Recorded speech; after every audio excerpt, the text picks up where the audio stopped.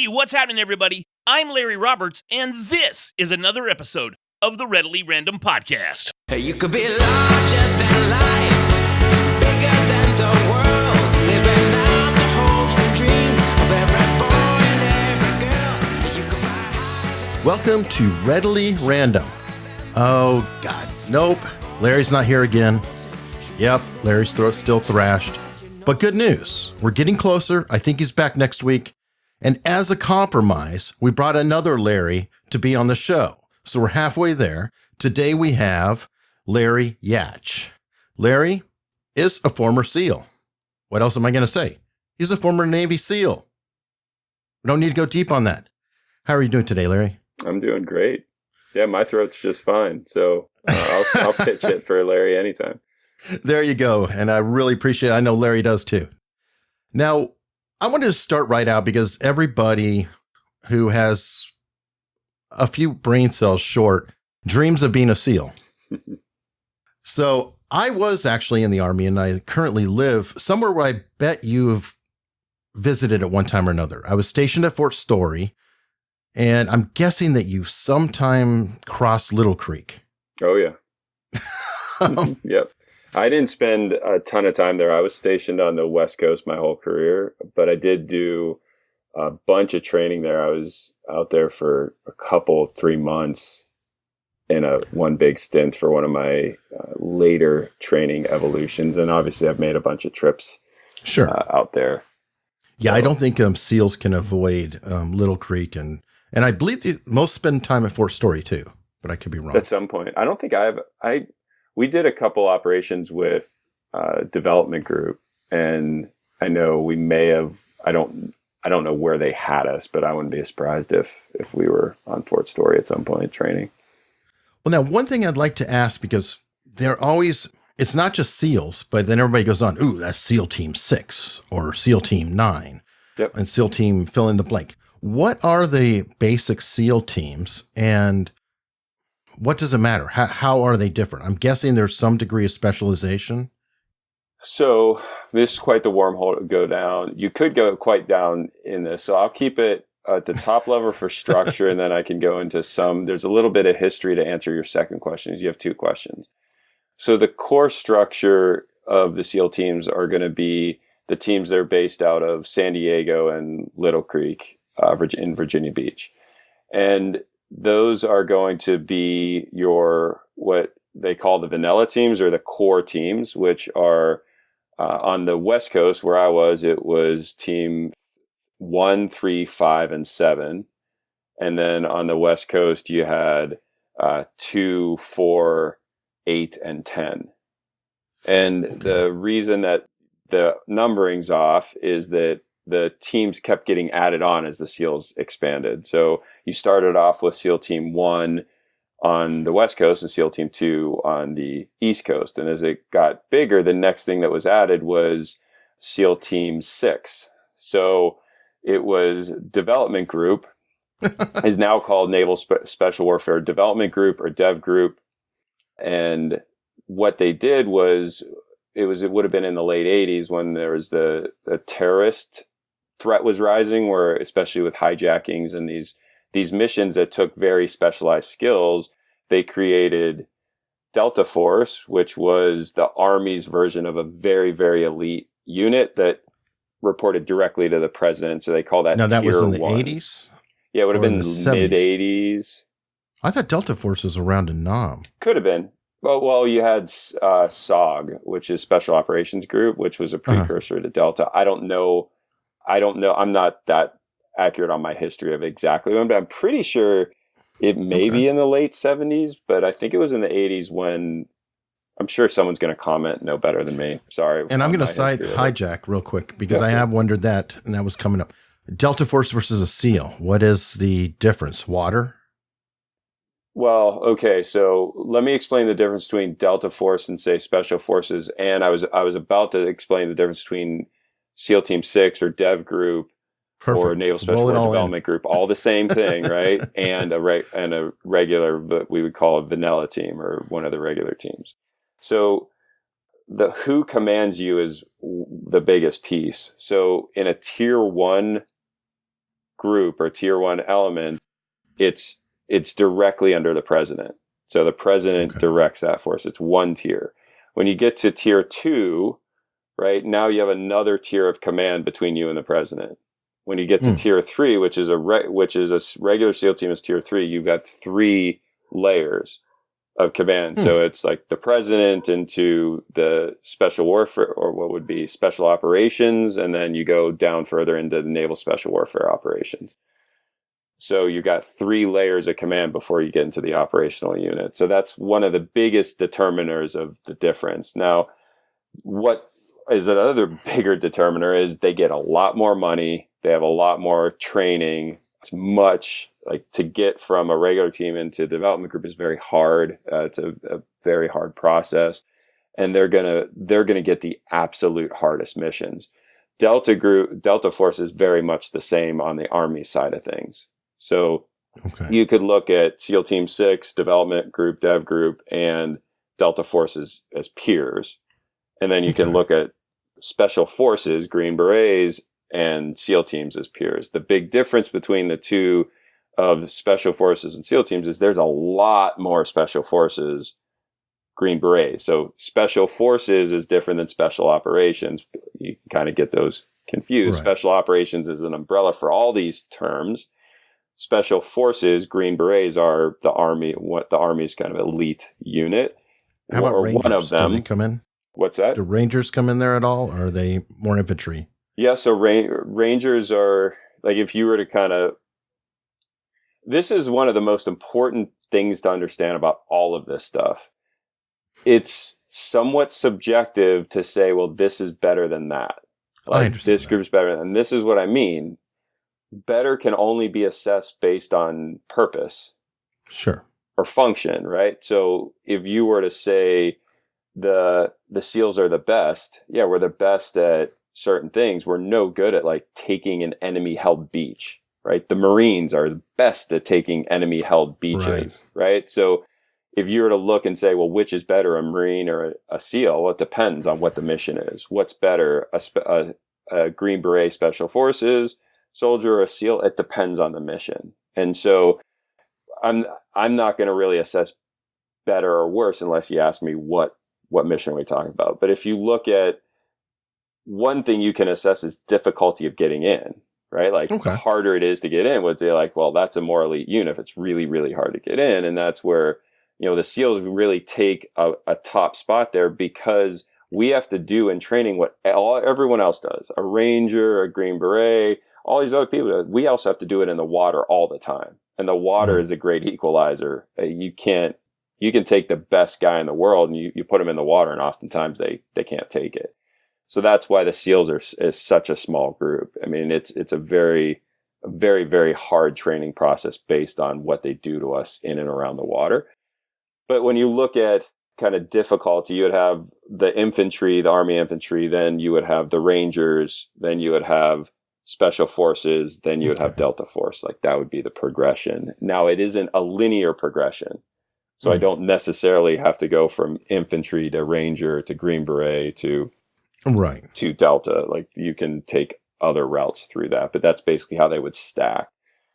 When it comes to the SEALs, you have SEALs, and then you would have SEAL Team 6 or development group, as in the layers. And you could also say special boat units would be under the SEALs, but they really aren't the same, meaning like to become a SEAL, I don't have to go through the special boat unit stuff. We operate together. They drive all our boats. They're very well skilled and trained, amazing guys. They go through a hard training process, but it really isn't anything. It's very different than SEAL training. Quick question. I was in the Army. We would always have a commander being a 6, or we had cover your 6, which was also your, fourth point of contact?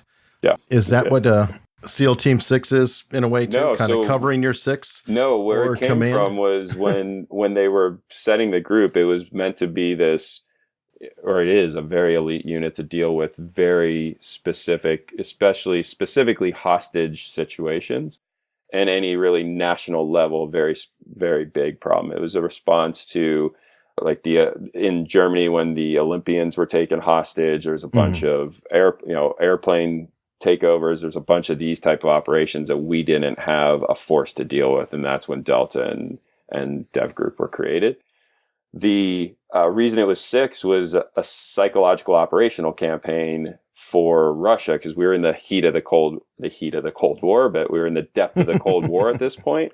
And Sure. we only had SEAL Team 1 and 2, and they called it SEAL Team 6 to give the impression that we had at least 6 teams. Oh, I love But it. that's the only reason. Yeah, it was a fake out. Oh, that's tricky. classic. Yeah, so it's kind of cool. And then they ran into the problem as they started adding teams. They got to, oh shit, we need a 6, and we don't have it. The 6 is taken, so they went to 7. So you had 1, 3, and 5, and you had 2, 4, and 8.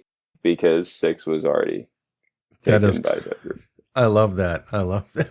One other group you haven't mentioned, though, and I've had a couple on, but CIA. Don't the SEALs work with Delta Force and CIA quite often? Yeah, so the other thing I didn't talk about that sometimes people ask about, there's 2 more types of SEAL teams. So I talked about the vanilla teams, which is the core fighting group. Then you have SEAL Team 6, Dev Group, DAMNEC, that whole, all those names say the same thing. Then you also have the SDV teams, so SEAL Delivery Vehicle teams. So there's 2 SEAL Delivery Vehicle teams, and their job, they are full-blown SEALs that then all specialize in running and operating these mini submarines that are used for all sorts of specialized missions. And so they not only have to be able to do what all SEALs do and all the fighting and jumping and everything else, they also have to be able to dive these little subs and use them for their operations. So that's a whole nother type of SEAL team that you'll hear, SDV team. And then I was involved in the birth and expansion of this, what they refer to as a support activities team. So activities that support SEAL operations. And so this was a catch-all team that, as the complexity of operations expanded through what was the 2000s, we started getting all sorts of stuff that SEALs needed to do their job beyond all the stuff we normally need to do a job, such as like weather, all of the UAVs, surveillance, counter-surveillance, technical surveillance, human intelligence, and dogs. Like, we're kind of the 6 big pieces of it. So the K9 units. So you would have a unit would go out like what's that? UAVs are those drones? That's what I meant by drones. Yeah, UAVs. Like, we're talking the small ones, not like the Reaper big ones the Air Force flies. And so you start talking all those specialized skills. A normal SEAL team, just to prepare for a deployment, you'd spend 18 months training. There's so many skill sets that you need to be really good at just to do a normal SEAL operation, from diving to jumping to shooting to surveillance to pilot recovery. I mean, it goes on and on and on and on. You have to do all of these things. It takes 18 months to train just to deploy for 6. Now you have to tell the same group, well, now you have to be good with dogs, and you have to be good with this, and you have to be good with airplanes and surveillance and all that stuff. And they just run out of time. So what we started doing was create a separate team where SEALs would go and specialize in these different things. And then when the main team deployed, they get attached. So these are activities that support SEAL operations, which were special activities. Like, these were things that were even harder, additional skill sets that were specialized. So you have 2 support activity teams on each coast that deploy specialized skill sets into regular teams. So that about covers it all. Okay. Well, where did you fit in this morass? So I fit in SEAL Team 3. So I spent the majority of my career in SEAL Team 3, which is based on the West Coast from would have been 1999 to 2004 or 5. 2000, I think it was 4 or 5. And then I went to a command element that commands the teams. So I went up to another element. And then from there, I was tasked with building and starting the first support activities team. So I got to build out all of that really cool stuff that we did. What was it? I mean, without revealing big secrets. I specialized in technical surveillance, and human intelligence. Okay. So that would be, a lot of what you would think the CIA does. So we needed those assets ourselves to be able to provide the teams with intel to be able to execute missions. So I got to both train in that and then build a whole team that could then support that. So when I started, there was 4 of us. And when I left, we commissioned a 300-person team. So it was a big team. It was a big expansion. Well, a lot of things have changed. And I mean, I had a CIA officer on, and we talked about, because he was on the cusp of the Cold War to beyond. And he called the Cold Warriors from the cocktail circuit. Yeah. As he put it. And things completely changed with the Middle East. So that sort of makes sense that you have all this maneuvering, and the CIA's functions all changed, and I've got it's like this.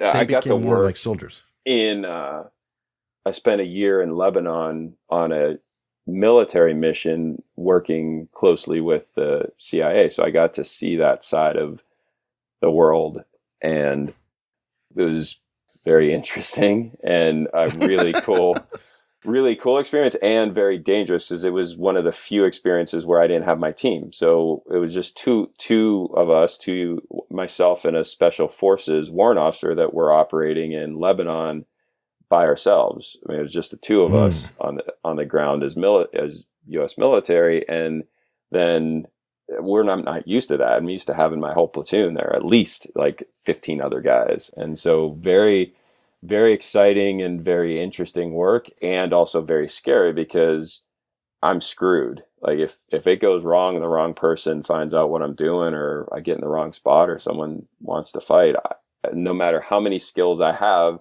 and how badass of a guy I am, I'm still only one person. I knew that I was in trouble if it went wrong. And so I got to experience that side of military and intelligence operations. A very interesting piece. What's awesome. And now I want to go back in time. I guess I'm going backward, but a lot of what you do now is directly related to what you discovered through SEAL training. So if you don't mind, can we go over what exactly you did in SEAL training? As in, how do you become a SEAL? Oh, yeah. Do you want the secret? Sure, why not? Yeah, so there's one secret. Like this is actually the only thing you need to know to be able to become a SEAL. And if you just do this one thing, you will make it. And if you can get a chance to start SEAL training, right? And that's the attrition rates are massive. My class started with 135 guys, and 6 months later, I made it through in one straight shot. 6 months later, we graduated 11 of the original 135. So it was over 90% attrition. And the truth of the matter is, other than the guys that either got seriously hurt, or the guys that had the inability to meet a standard, which was pretty small, like of all the people that quit, maybe 10% got hurt or couldn't meet a standard. The vast majority of the ones that didn't make it through quit. All those that quit, they all had the raw physical capability to do it, because they had gotten to that point. Those 135 were called from at least a couple thousand to get there. And so the secret is that all you have to do is not quit. That's it. Yeah, that makes sense. It. And you just have to not quit every day, every hour, every minute. and it's funny, but it's also, arguably in life, one of the most important things. Like, you can't fail if you don't quit. Okay, it's incredibly simple, but not easy. Oh, exceptionally challenging, because, and this is the way I like to put some flavor to it. So imagine all of the instructors are SEALs, and many of them, the instructors, you don't get sent to buds if you're not a high performer. You get sent if you're really good, right? They want the best guys there, not the guys that can't pull the weight. So you're getting some of the best SEALs around there that have done it for at least 4 or 5 years. If you're not talking 6, 7, 8, 15, 20. I had a warrant officer that had been a SEAL for 25 years, training me. So you've got those guys. Do you think that those guys quit? Those SEALs, those instructors, think they quit a lot of things? No, obviously not. Obviously not, or they wouldn't be there. Do you think that they lose often? Think they're competitive? Yep. Do you think they're good, like above average at most things they do? Sure. Yeah. And so when you think about it, their job is to get me to quit. Yeah, to fail and it's personal. Like, yes, if I don't quit, they lose, and they don't lose, right? They never lose. So it's not personal of like, I don't like Larry. It's that student 35, if he stays, I didn't win my job. Like, I lost, he won. And so you're taking guys that never lose, that are the best at what they do all the time, that don't know how to quit, don't get tired. And you're in a one-on-one competition of who's going to win. Right. And so when you start thinking of it that perspective, you can see how, and they're super smart. Like, you don't get a dumb SEAL. So they're smart. They're going to attack you mentally, physically, emotionally, energetically. Any which way they can attack and test you, they are every minute of every day, because they know too, like for me, it's doubly hard because I was an officer. So they knew as soon as I graduate, I'm in charge of them. Right. And so if you got to put your future boss through that, knowing that if your boss made a bad choice, like say they let me through, like I snuck my way through. Now I'm in charge of them. And if I make a bad choice, they die. Like, are you going to pay attention to who you let through training? Yep. And so that type of focus, attention, and that competitive nature makes it extremely hard to make it through training. I'm going to make a guess on something, though. One thing that you cannot do is you can't be smarter than them. You can't be stronger than them. You can't be better than them. All you can do is, well, you teach it persistence. And humility is not a bad thing either. Yeah, and the other thing is I have to know that I am smarter, stronger, better, faster, better. Like, I know it. I might, because if I don't know it to the core of my being, if I don't know that I'm going to become, I am a SEAL. I'm not going to become one. I'm going to be a SEAL. I've always been a SEAL. They just don't know it yet. Oh, that's perfect. That's actually, there's a lot of mindset in there. Oh yeah. That's out there. I don't know if you've heard of the whole be, have, do versus have, be, do. Yeah. Same thing. That's quite literally the perfect example of be, have, do.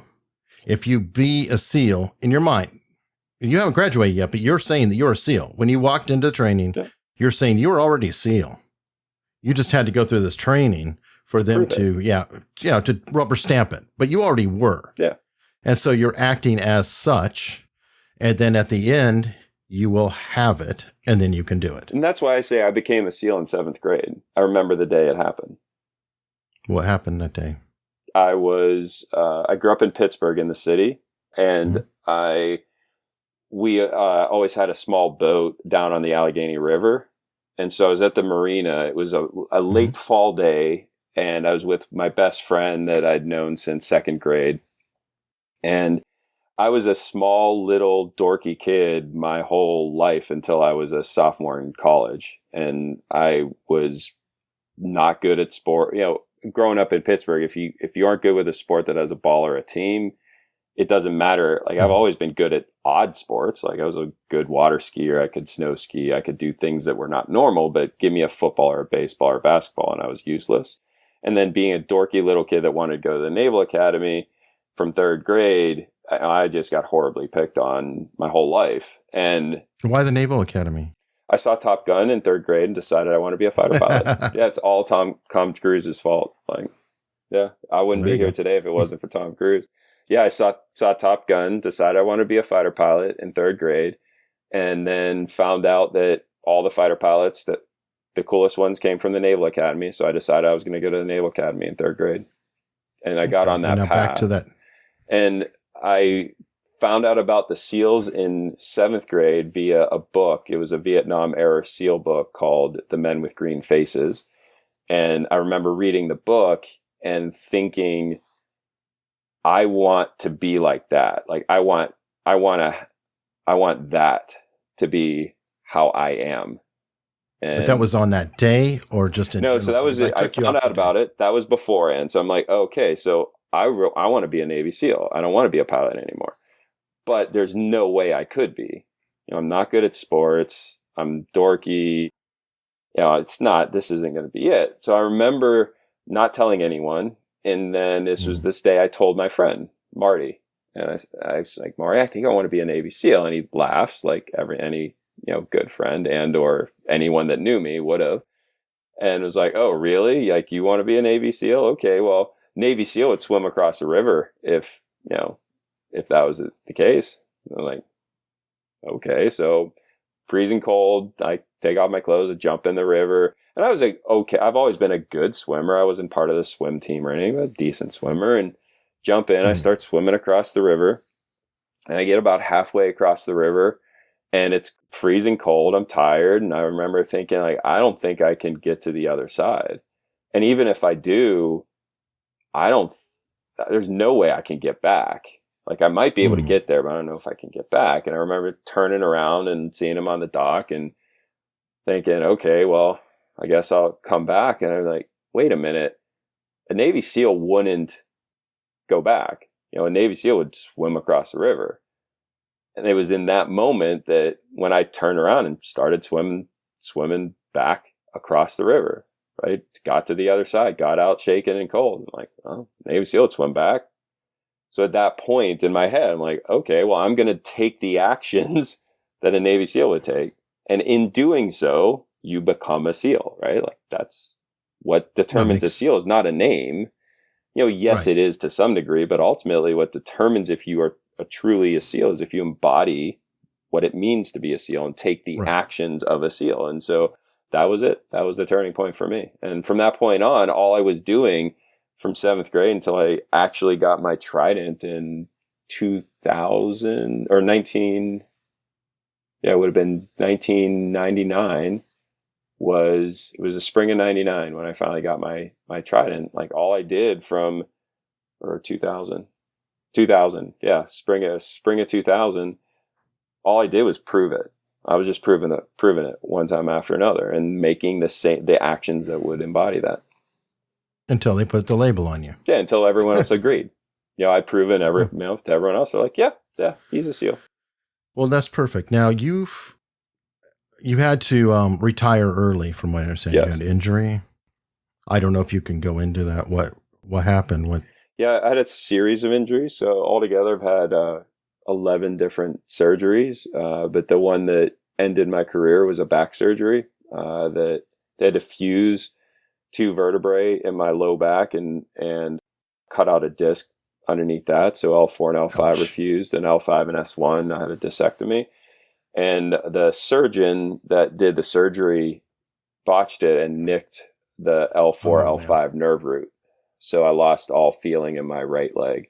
I still had most motor function and control. I just couldn't feel anything. And so that was the end of my career. That's kind of horrible. And what made you pivot? Definitely. It wasn't my plan. So then what made you pivot? I mean, you're a SEAL, I guess a wounded SEAL, because I'm going to say you're still a SEAL. You just can't do the same function. So what now? As you heard from the story, all I'd ever wanted to do from 3rd grade was be in the military. Like, I had no plans. I honestly didn't expect to live past 30, especially based on the time that I was in. And I chose SEAL Team 3 because the team was responsible for the Middle East. And this was in the 99 was when I picked it, and there's nothing going on. But if something was going to go on, I was convinced it was going to be in the Middle East. So that's why I picked SEAL Team 3. And obviously I was right. Dead on, and very fortunate because that most SEALs don't see any action based on the fact that we have to cover the whole world all the time, and there's only ever fighting in a very small area. And I was very lucky that every time I deployed, every time I went overseas, I got to do some real world operations that made a difference, that were in some form of combat, which for me was huge. To one of the most frustrating things in the world would have been doing all of this hard work to then deploy to, safe places and not be able to actually do your job.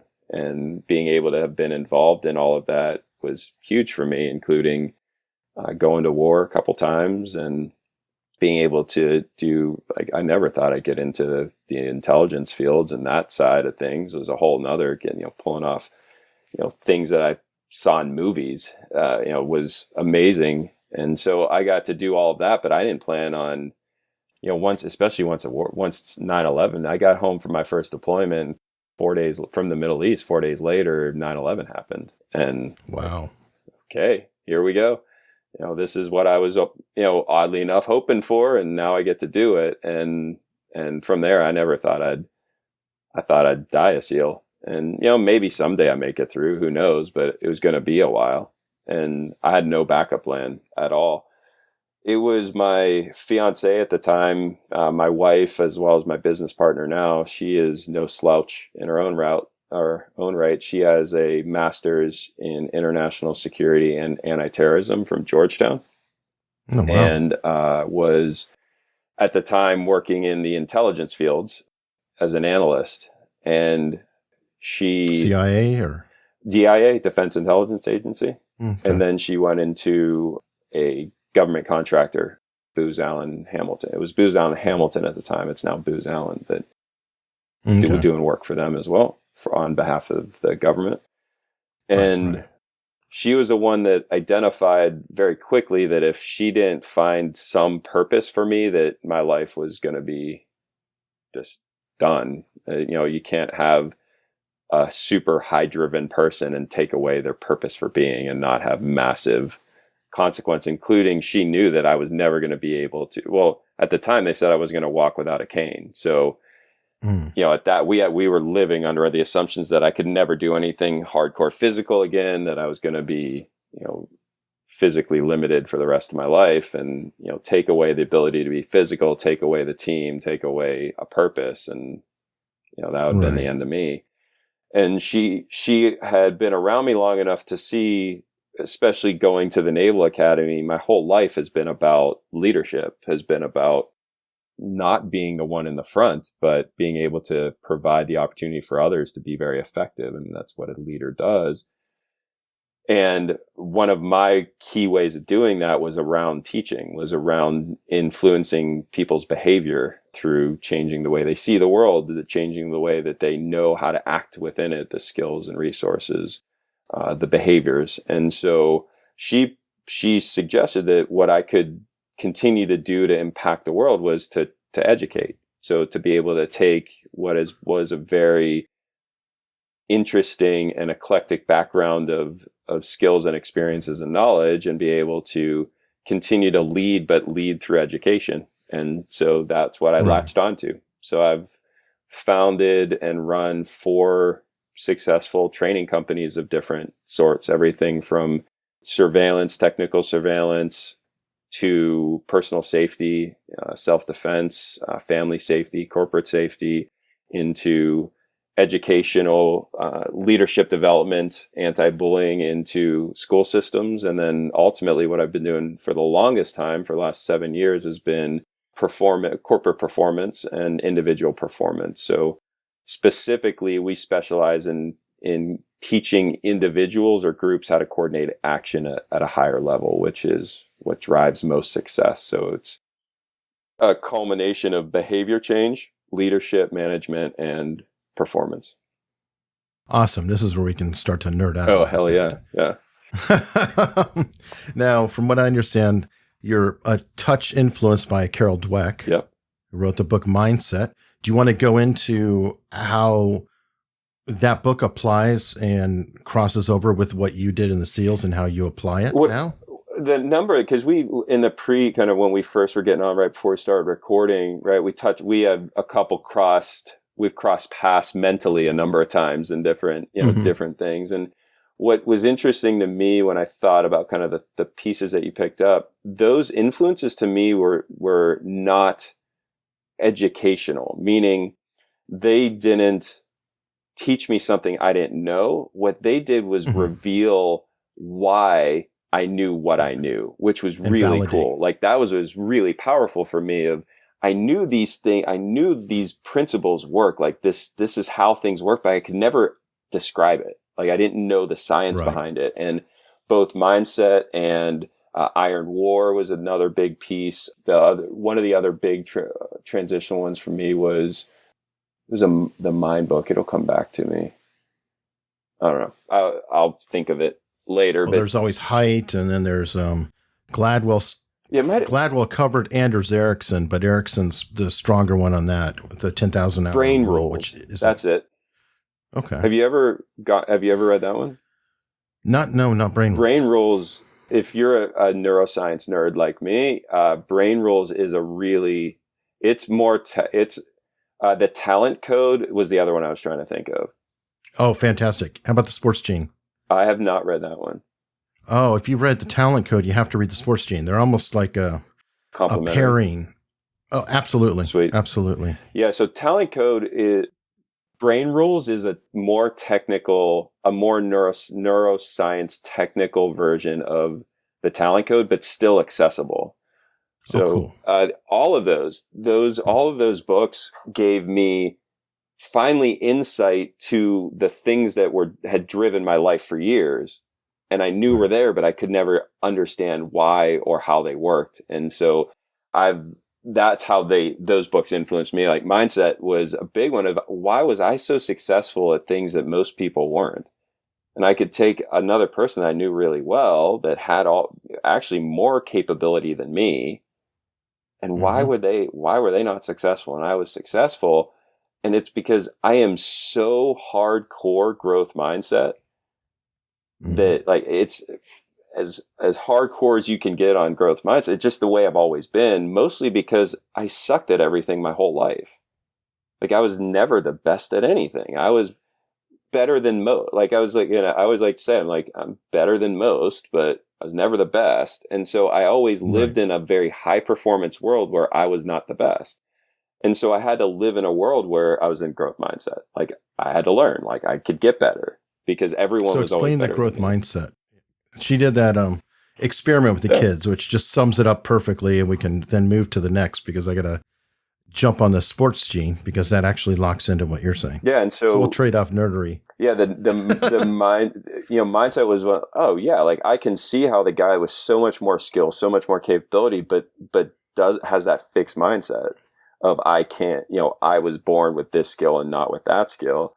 Well, yeah, no wonder they can't do it and I can. And that's where for me the Iron War, Iron War fixed in was that concept of self-regulation and the limited capacity of self-regulation that we have. And the fact that we can increase our ability to self-regulate, but it is limited. That if you are in a say a fixed mindset where I'm worried about am I going to pass? What's going to happen if I don't? What will my dad think? What will my friends think? If you've got that person and they're under the log at Buds SEAL training, and you've got me and I don't care. Like, I don't care what anyone thinks. I don't have to decide, like, am I going to quit or not?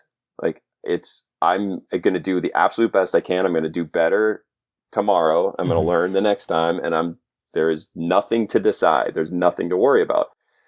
The person at the front is using up capacity to self-regulate of like, should I quit or not? What's going to happen if I quit? All of that stuff takes up capacity. And they did the study in Iron War where that equated to 25% physical output. So if I wear down my mental capacity by am I going to quit or not? What's my dad going to think? What do my classmates think? Does the instructor like me? All that stuff. I'm 25% weaker. On me on the back where I didn't care about anything. Like, I'm a SEAL. They're going to figure it out eventually. All I'm going to do is what they say until they tell me to do something else. And I'm going to do that. I'm 25% stronger. So I'm going to be faster, stronger. I'm going to last longer than the person that is in the fixed mindset and is in that question. Before we go too far out, though, we've got to define fixed mindset and growth mindset, because we kind of ran past it. Yeah, we made the assumption that you read. Well, see, if you're listening to this podcast, we don't, don't waste our time. Go read the book and then listen to this again. It'll make a lot of sense.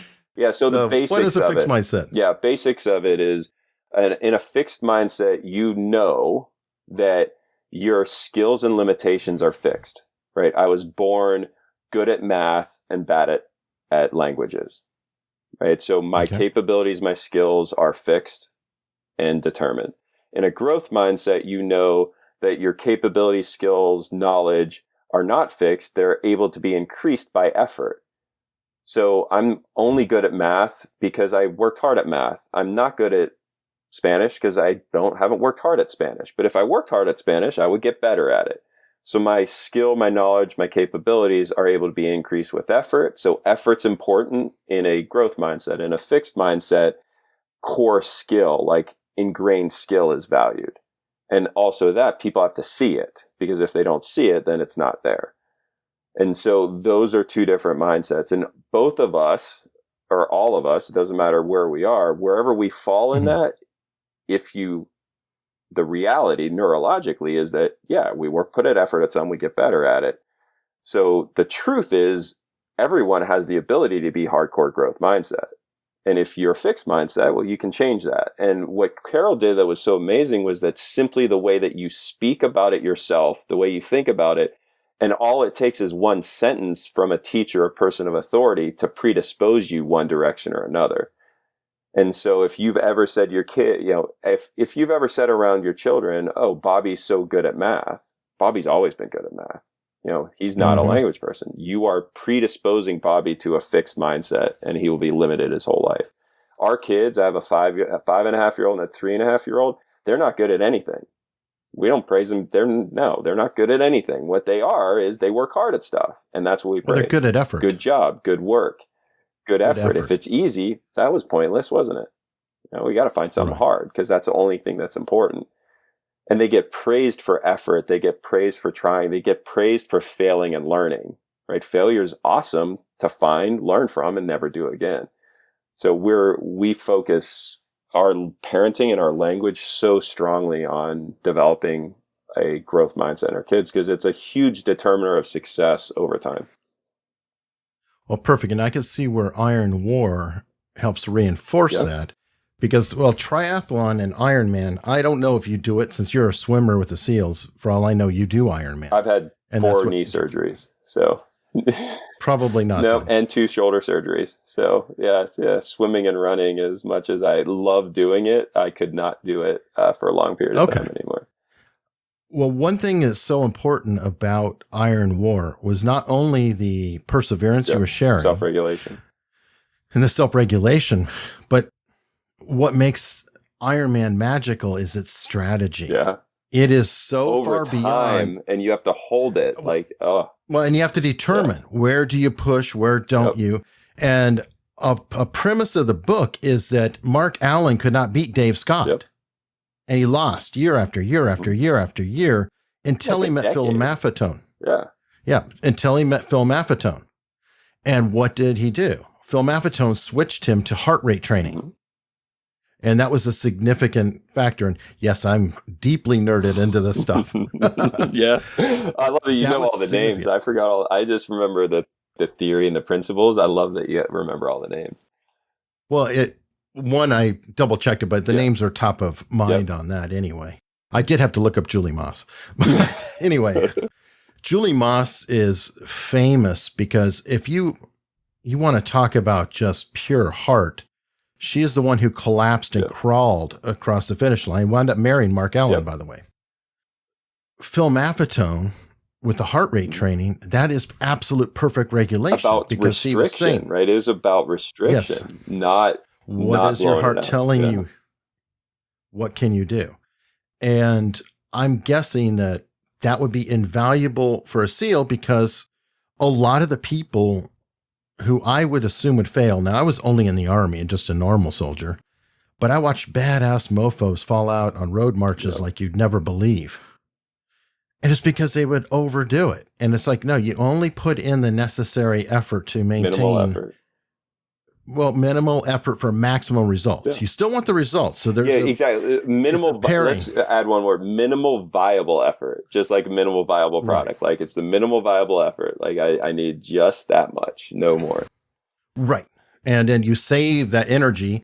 And that's where you're talking about the self-regulation because, well, why are you going to spend that excess energy? Because, well, you could be attacked and you need to be able to respond. So you've got to always have other factors. We have a limited bank of self-regulation. That the gold that I got from Iron War, and this was life-changing for me because it finally answered the question as to why did the Superman in Buds quit and why did the fat guy from Oklahoma make it? Like it, because I'm a very logical, very, very logical person and an engineered system kind of brain, and it just doesn't compute, right? Everything on this side, we had a guy that was ranked in the top 10 in the world for sprint and Olympic length triathlons in my Buds class. He was sponsored by the Navy. All he did, he was a pilot. He was like 24. He was a pilot. So he's smart, older and experienced, and he was sponsored by the Navy to run triathlons all over the world and was ranked in the top 10 in the world, and he was in my Buds class. Like, and if you were to look at Ironman length, did he make it? No, quit second day of Hell Week. All right. And if I was to look at it, I would be like, that's the guy. Like, and he looked like G.I. Joe. I mean, it was like, that's the guy that's going to make it. There's no way he can't. And then I always contrast him with Seaman Wright. So Seaman Wright was in my boat crew. He was from Oklahoma. He was 35 pounds overweight when he showed up because he had to come straight off the ship to training. He had never seen a body of water bigger than a swimming pool. Like, I mean, the guy, if you could do, I remember we have to do the SEAL PFT physical fitness test the first day of training. And if you don't pass, they send you packing. And the standards, especially then, were so low. Like you had to do 2 or like 3 pull-ups, and you had to do at least 50 push-ups, and you had to swim the 500 in less than 13 or 14 minutes. Like it's relative. It's still hard, but compared to what, especially coming from the Naval Academy, what you had to do to get, I mean, I could do that. Could have done that 5 times in a row. And he barely passed. Like he did like 3.5 pull-ups. I mean, and barely passed. So you have this guy that's overweight that is, I mean, he was above average intelligence, but he wasn't a genius. He was young. He was in his probably 20s, like 20 maybe. And he was not physically gifted at all. He graduated. Why did the Duke quit? Why didn't he make it? It doesn't make any sense. And what Iron War showed me was that your ability to self-regulate is no different than your ability to play baseball, right? Your ability to play baseball is about neural connections in your cerebellum. Like I either have them or I don't. And if I don't, I have to work on it. If I work on it, I develop them, I get better. Well, 2 parts of our brain can control self-regulation, all self-regulation, mental, physical, emotional, energetic. So all self-regulation are the ACC, anterior cruciate cortex, and the dorsolateral prefrontal cortex are the 2 parts of the brain that control all self-regulation for a human being. They work the same way our cerebellum works. You either have a lot of neural connections there or you don't. Like it's that easy. You either, when you practice quitting, you create connections that make you quit easier. When you practice not quitting, when you practice perseverance, you build connections that enable you to persevere. And it's the myelin, right? Myelin is what wraps the neural connections. But yeah, what we would do is you'd establish a neural network that would enable me to regulate when my body doesn't want to. And as I practice it, they get myelinated, they get protected, they get thicker, they get more efficient. So, I mean, everyone knows someone that quits everything, like as quick as possible. Like they're good at it. They have a skill. And then there's other people like me that have a hardcore skill to, I don't quit anything. Put me in front of a movie that sucks, I'll watch it to the end. right? Like I got to watch the end, like, because I'm just, No, okay. Well, there's some skills you could pick up. Sometimes quitting is good. yeah, it is. Like, I was in a horrible marriage for 7 years because I didn't know how to quit. Like, I knew when I started dating her that I shouldn't be with her, but I can't quit that. Like, it is. There's a difference between, this was another core lesson, like, language is critical. There's a difference between quitting and not finishing. Like, choosing to not finish is different than having to quit. Okay, speaking of that, Freakonomics, the upside of quitting. Yep. Check that out. Oh, I remember. Yeah, I remember that. I completely remember that. And so that Iron War, that concept of struggle and persevering through struggle is what produces the skill of not quitting. The reason that the triathlete didn't make it through is he was always gifted. Like, he was always the best. He never had to work. He never had to struggle to do better than everyone. Seaman Wright, he grew up on a dairy farm, I think. Every day was a hard day. Like, every day was get up at 4 a.m., deal with the cows, go to school. He's a decent student, but struggle hard to get a good grade. Like, he was on the football team. He was overweight. He's a chunkier guy. Every day he sucked. Every day it hurt. He's putting money in the self-regulation bank. The other guy isn't. And so when it came time to withdraw, he had it. He had the money in the bank. The other guy didn't. Ironically, that dairy tells you more than you realize, because especially as a kid, I grew up raising goats. Yeah. And one thing you'll learn, I don't care if it's Christmas, they still have to be milked. Exactly. There's no rest day. Like, every day you got to regulate a little. You put another quarter in the bank. And so that was huge. I was like, oh, it makes sense. Now, all of a sudden, what was the common trait among everyone that made it through training? There's one thing. We're all not right in the head. Something's wrong with us. So we're not right in the head, obviously. We make choices to do things that no one else wants to do. Like, you're going to die. It's going to be miserable. You don't get paid anything. Like, you got to be a little to say, yeah, sign me up for that. The other thing is, every one of us had some problem, some issue in our life that other people didn't have. And that issue is what determined if we had the ability to self-regulate or not. Like, I grew up in the city in Pittsburgh, getting picked on, getting beat up my whole life. And I had to always regulate. I couldn't fight. I couldn't show my emotions, or I got picked on more, right? I was never that good at anything, but I did everything because I wanted to go to Naval Academy. So I joined all the sports and was bad at them, but I didn't care. I was doing it because I needed the credits, if you will, to get into school. So I was not good at anything. So my life was not easy. Like, I grew up in a nice middle-class family, so I didn't have that trouble, but I did have the trouble of, I hated going to school. Every day I hated it because it was bad. It was not fun, but I did, and so I built it up. You have guys whose, dads beat them, were alcoholics. You had guys, split family, lost their mother, had to raise their kids. You had Wright that grew up on the dairy farm, dealing with the cows every day, right? So it's something that, caused something that was abnormal in the early childhood that gave them the opportunity to have to self-regulate, so that now when you get to the SEALs, they had the thing. Whereas if you didn't have that, like, I love it when someone wants me to mentor them through the SEAL program, I'll do it. You know what my job is? My job is to make your life suck all the time. As bad as I can. Make your life miserable. So how do you, to jump ahead, because we're getting tight on time, how do you translate this into a corporation or a business? Because it's easy to state these lessons and to state, well, all you got to do, but that's not getting people to internalize this is not the same as just saying, well, all you got to do. Or exposing it like that. This is a very important distinction for anyone listening. Like, I think you've been very lucky to listen to this because I don't know about you, Eric, but this level of discussion around these things, especially around performance neuroscience, is not normal. It's not common, right? We're making connections between some very complicated concepts that just holding one is cool. To be able to have brought all these together is awesome. That's why, we knew we were going to have fun on this. So you're lucky to be able to hear this, but I also warn you that more likely than not, you're being entertained, not educated.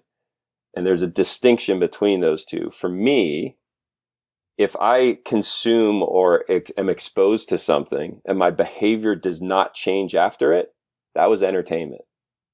I don't care if it was a lecture on thermodynamics. Like if my behavior doesn't change after my lecture on thermodynamics, then I was just entertained. It's no different than watching some popular culture thing. Now, if I watch some reality TV and my behavior changes after, guess what? I just studied. So okay. So what we need to do then, and I personally believe in this. If I read a book and I get only one thing out of the book, it was well worth my time. One thing I that don't you need implement. a bunch of things. One thing that Correct. changes the way you act. Like that's a key part. Or just something that even changes my perception. Which it may not changes change the how way I you act because your world changes when your perception changes. I'm with you. Possibly. But what is a tiny action step that the listener can do to change their life? This is not one I would normally give, but I think specifically with what we've been talking about this enough that I think this is the key one. It's a really easy one. You now know that your ability to self-regulate determines your behavior, right? That's what we've talked about, right? Our ability to control our emotions, our body, our minds, our energy is what determines how I act in the world. How I act in the world is my behavior as people experience it. If I experience someone with effective behavior, I want to work with them, right? I get to be on a good team. If I'm on a good team, I have success. So, I mean, that's to me, my formula for performance and success is define success, be on the right team, have effective behavior, self-regulate. Absolutely. Right? So that's the flow. So we now know that line. So, okay, self-regulation is the foundation of our ability to have success. If that's the case, how do I build it? This is what they can do.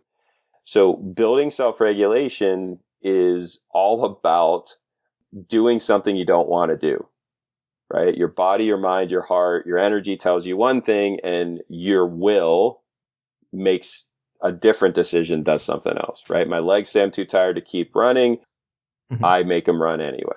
So that's all based on a choice. So what you can do to build self-regulation is be present to your choices. So there's a million opportunities a day to increase your self-regulation. Simple one is, I've had a horrible day, right? Rough day, horrible day. I want a beer. So I go down to the fridge, I open the fridge and there's the beer. I grab the beer. And what normally you do is grab that beer, pop the top and have a drink, right? Like that doesn't take no self-regulation, right? I'm stressed. My body's saying have a beer. All I have to do, level one, little tiny thing is, when I grab the beer, before I open it and drink it, I just have to choose to have it. Like make the conscious choice, like I am going to drink this.